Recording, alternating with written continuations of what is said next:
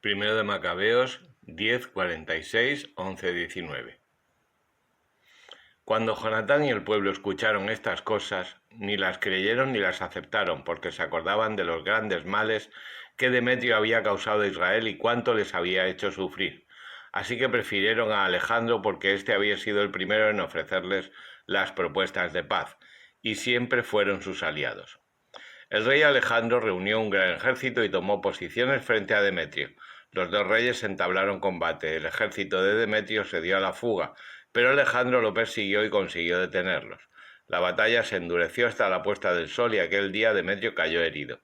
Entonces Alejandro envió embajadores a Ptolomeo, rey de Egipto, con este mensaje: puesto que he vuelto a mi reino y estoy sentado en el trono de mis padres y me he hecho con el poder tras aplastar a Demetrio y mantener el control de nuestro territorio, trabé combate contra él, y tanto él como su ejército fueron aplastados por nosotros y he ocupado el trono de su reino. Establezcamos entre nosotros vínculos de amistad. Dame a tu hija por esposa y me convertiré en tu yerno y os haré a ti y a ella regalos dignos de tu persona. El rey Ptolomeo respondió: dichoso el día en que has vuelto a la tierra de tus padres y te has sentado en el trono de su reino. Te concederé lo que me has escrito. Ven a mi encuentro a Tolemaida para que nos veamos los dos. Te haré mi yerno tal como has pedido.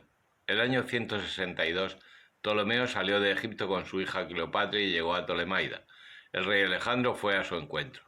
Ptolomeo le entregó a su hija Cleopatra y la boda se celebró en Tolemaida con gran esplendor según las costumbres de los reyes. El rey Alejandro escribió a Jonatán para que se reuniera con él. Jonatán se dirigió suntuosamente a Tolemaida y allí se encontró con los dos reyes. A ellos y a sus amigos les entregó oro, plata y otros muchos regalos y se ganó su confianza. Entonces algunos hombres depravados de Israel, hombres malvados, se confabularon para querellarse contra él, pero el rey no les prestó atención. En cambio mandó que despojaran a Jonatán de sus ropas y le vistieran de púrpura, y así se hizo. El rey le sentó a su lado y dijo a sus oficiales: salid con él hasta el centro de la ciudad y proclamad que nadie se querelle contra él por ningún asunto, ni que nadie le moleste por ninguna causa. Cuando los que se querellaban vieron el honor que se le dispensaba conforme a lo que se proclamó y que había sido vestido de púrpura, todos se dieron a la fuga. El rey le confirió el honor de contarlo entre sus mejores amigos y le nombró estratega y gobernador, y Jonatán regresó a Jerusalén en paz y contento. El año 165, Demetrio, hijo de Demetrio, vino desde Creta a la tierra de sus padres. Cuando lo supo el rey Alejandro, se llenó de congoja y decidió regresar a Antioquía. Demetrio confió el gobierno de Celesiria a Apolonio. Este reunió un gran ejército, acampó frente a Yamnia y le envió al sumo sacerdote Jonatán este mensaje: tú eres el único que se ha sublevado contra nosotros. Por culpa tuya yo he sido objeto de burla y oprobio. ¿Por qué impones tu poder sobre nosotros en los montes? Si tan seguro estás de tus fuerzas, desciende ahora a la llanura hasta nosotros y vamos a medirnos allí, pues tengo conmigo el ejército de las ciudades.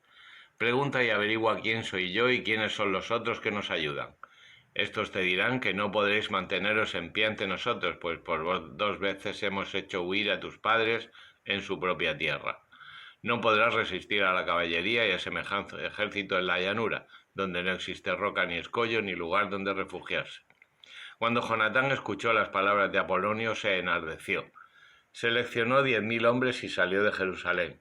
Su hermano Simón vino en su ayuda. Acampó frente a Jope, pues sus habitantes la habían cerrado porque estaba allí una guarnición de Apolonio. Entonces la asaltaron, y sus habitantes, llenos de miedo, abrieron las puertas, y Jonatán se adueñó de Jope. En cuanto se enteró Apolonio, movilizó un ejército de 3.000 jinetes y una numerosa tropa y se dirigió hacia Azoto, aparentando pasar de largo. Pero inmediatamente se adentró en la llanura porque tenía una caballería muy numerosa y estaba muy seguro de ella. Jonatán salió en su persecución hacia Azoto y los ejércitos entablaron batalla. Apolonio había dejado 1.000 jinetes escondidos tras ellos. Jonatán se dio cuenta de que les habían tendido una emboscada a sus espaldas y de que tenían rodeado a su ejército. Estuvieron lanzando flechas contra el pueblo desde la mañana hasta el atardecer, pero el pueblo consiguió mantenerse firme tal como le había ordenado Jonatán, mientras que la caballería enemiga se iba debilitando. Entonces Simón mandó salir a su ejército y atacó a la falange porque la caballería estaba ya agotada. Fueron aplastados por él y les hizo huir. La caballería se dispersó por la llanura y huyeron a Azoto. Entraron en Bet Dagón, el templo de su ídolo, para poderse salvar, pero Jonatán incendió Azoto y las aldeas vecinas, se apoderó de sus despojos e incendió el templo de Dagón con todos los que se habían refugiado dentro. El número de los que cayeron a espada y los que perecieron entre las llamas fue de cerca de 8.000 hombres. Jonatán se marchó de allí y acampó frente a Ascalón, cuyos habitantes le salieron al encuentro con grandes honores. Jonatán y los suyos regresaron a Jerusalén llevando un enorme botín. Cuando el rey Alejandro se enteró de estos sucesos, añadió todavía más gloria a Jonatán. Le envió la hebilla de oro que era costumbre enviar a los parientes de los reyes y le dio en propiedad a Carón con todos sus territorios. Primero de Macabeos 11. El rey de Egipto reunió unas fuerzas tan numerosas como la arena de la orilla del mar y muchos barcos. Trataba de apoderarse con engaño del reino de Alejandro para anexionarlo al suyo propio. Partió hacia Siria en son de paz. Los habitantes de las ciudades le abrían sus puertas y salían a recibirle porque el rey Alejandro les había ordenado que salieran a su encuentro por ser él su suegro. Sin embargo, cuando Ptolomeo entraba en las ciudades, dejaba en cada una de ellas algunas tropas como guarnición. Cuando Ptolomeo se aproximó a Azoto, le mostraron el templo incendiado de Dagón, las aldeas destruidas de los alrededores, los cadáveres por el suelo y los restos de los que habían sido quemados en la guerra, porque los habían amontonado a lo largo del camino del rey. Le contaron también todo lo que había hecho Jonatán con la intención de ponerlo en evidencia, pero el rey calló. En Jope, Jonatán salió al encuentro del rey suntuosamente. Se saludaron mutuamente e hicieron noche allí. Jonatán acompañó al rey hasta el río que se llamaba Eleuteros y regresó a Jerusalén. Pero el rey Ptolomeo se fue apoderando de todas las ciudades situadas en la costa hasta Seleucia del mar y tramó planes perversos contra Alejandro. Mandó embajadores al rey Demetrio para decirle: ven, hagamos un pacto entre nosotros. Yo te entregaré a mi hija, la que tiene Alejandro, y reinarás en el trono de tu padre, pues me he arrepentido de haberle entregado a mi hija porque él ha intentado matarme. Y le difamaba porque ambicionaba su reino. Le quitó a su hija y se la entregó a Demetrio. Se enemistó con Alejandro y su hostilidad se hizo patente. Ptolomeo entró en Antioquía y se impuso la corona de Asia. De ese modo puso sobre su cabeza las dos coronas, la de Egipto y la de Asia.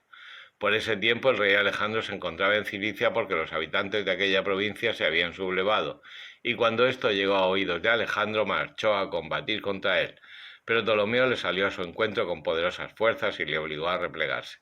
Alejandro entonces huyó a Arabia para protegerse allí y el rey Ptolomeo llegó a lo más alto de su poder. El ara de Zabdiel le cortó la cabeza a Alejandro y se la mandó a Ptolomeo, pero el rey Ptolomeo murió 3 días después, y los que se hallaban en las fortalezas fueron ejecutados por sus habitantes. De esta manera, Demetrio comenzó a reinar el año 167. Silácida 43, 23-37. Devora los montes y abrasa el desierto, agosta la hierba como fuego. Remedio de todo el nublado imprevisto, el rocío que sigue alegra el calor. Con su designio aplaca el océano y en él planta islas. Los navegantes cuentan los peligros del mar y nos admiramos de lo que oyen nuestros oídos. Hay allí cosas extrañas y maravillosas, enorme variedad de seres vivos y de bestias, y criaturas monstruosas. Gracias a él camina con facilidad su mensajero, y por su palabra todo se mantiene en su sitio. Mucho habríamos de decir y no acabaríamos nunca, pero para terminar, él lo es todo. ¿Cómo seremos capaces de alabarlo? Él es el más grande por encima de todas sus obras. El Señor es terrible, grandísimo, su poder es maravilloso. Los que glorificáis al Señor, ensalzadle cuanto podáis, pues siempre os quedaréis cortos, pues su majestad es admirable.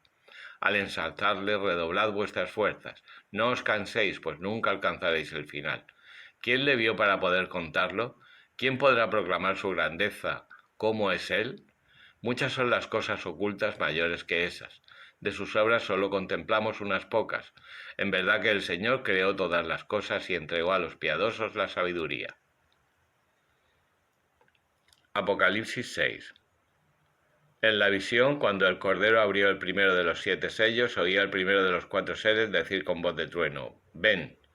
Y vi entonces un caballo blanco, su jinete llevaba un arco y se le dio una corona, y salió con el ademán victorioso del que va a vencer. Cuando abrió el segundo sello, oí decir al segundo ser: «Ven».